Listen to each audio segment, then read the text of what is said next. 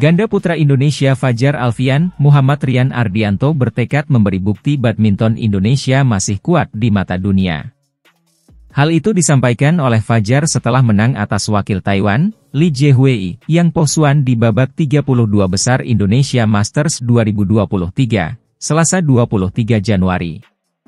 Semoga di sini kami bisa bermain maksimal dan membuktikan bahwa Indonesia masih kuat di bulu tangkis, ujar Fajar.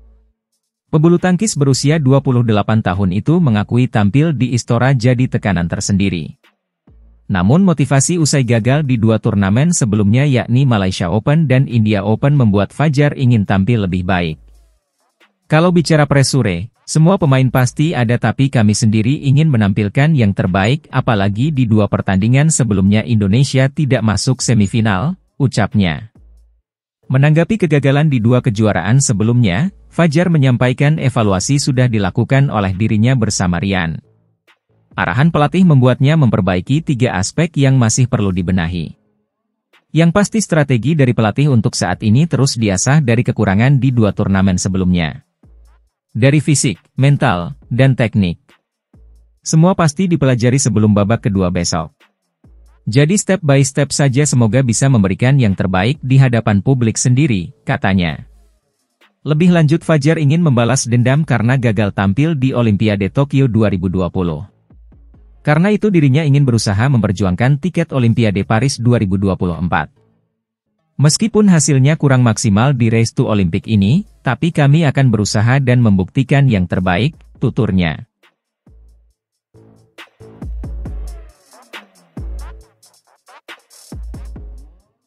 Perjalanan tunggal putra tanah air, Jonathan Christie di ajang Indonesia Masters 2024 berlangsung sangat singkat. Sebab Jonathan dipastikan gugur di babak 32 besar usai kalah dari wakil Cina, Lu Guangzu, pada Rabu 24 Januari 2024. Bermain di Istora Senayan, pria yang akrab disapa Jojo itu harus mengakui kehebatan Lu Guangzu setelah berjuang selama 1 jam 18 menit. Jonathan tepatnya kalah dalam pertarungan 3 game 21-19, 19-21, dan 19-21 dan dipastikan tersingkir sejak babak awal turnamen Super 500 tersebut. Jojo mengawali pertandingan dengan kepercayaan diri tinggi di game pertama. Namun, Lu berhasil mencuri poin pertama lewat pukulan kerasnya. Jojo yang tertinggal langsung membalaskan pada poin kedua.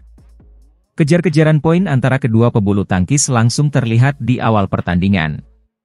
Secara bergantian, Jojo dan Lu sempat merasakan keunggulan sementara hingga menjelang jeda interval pertama.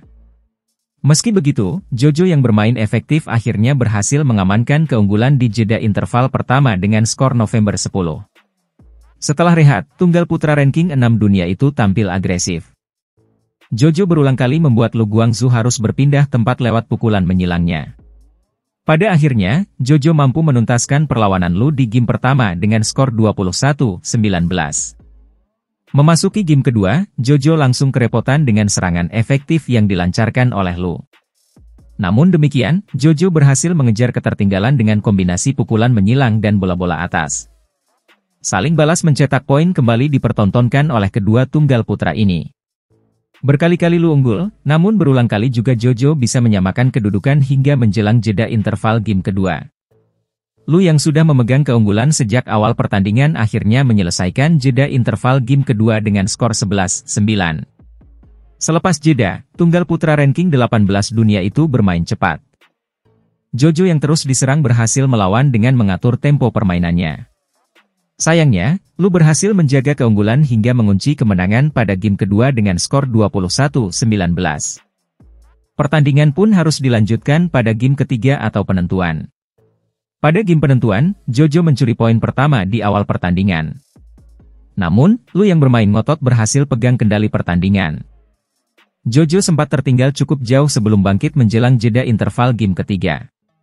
Ya, kampiun French Open 2023 itu akhirnya berhasil mengamankan keunggulan pada jeda interval dengan skor November 10. Sayangnya, setelah rehat, Jojo harus kehilangan poin secara beruntun pada game ketiga.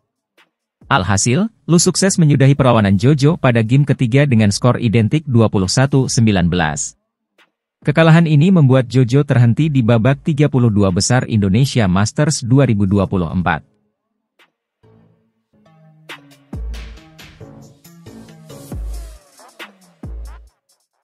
Ganda campuran Indonesia Jafar Hidayatullah, Aisyah Salsabila Putri Pranata mensyukuri perjuangan awal mereka pada Indonesia Masters 2024 setelah berhasil melaju ke babak utama dari laga babak kualifikasi. Dalam laga kualifikasi yang digelar di Istora Gelora Bung Karno, GBK, Senayan, Jakarta, Selasa, Jafar, Aisyah menang 2 game langsung 21-15, 21-17 dari pasangan Chinese Taipei, Chiu Xiangqie, Lin Xiaomin.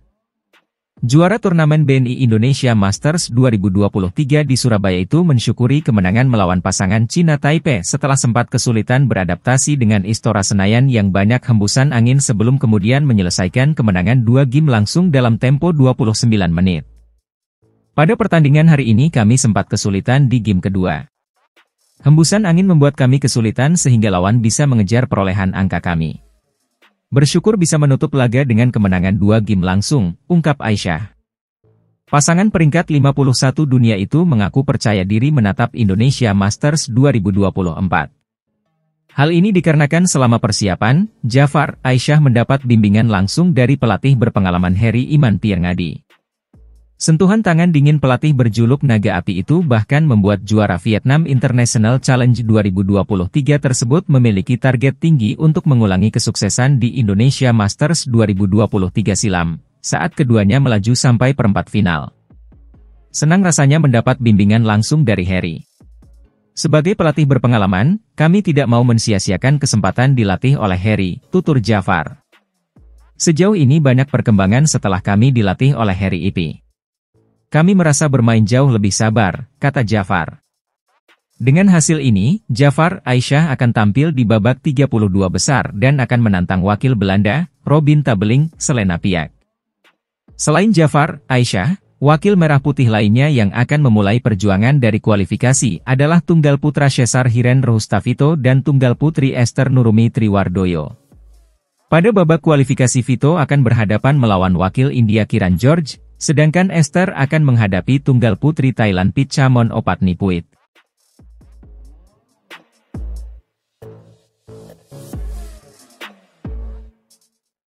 Wakil-wakil Indonesia seperti langsung akan berhadapan dengan lawan-lawan berat di babak pertama ajang Indonesia Master 2024. Meski begitu, bermain di kandang sendiri tentu menjadi motivasi lebih untuk atlet-atlet bulu tangkis Indonesia berjuang meraih prestasi terbaik di ajang ini.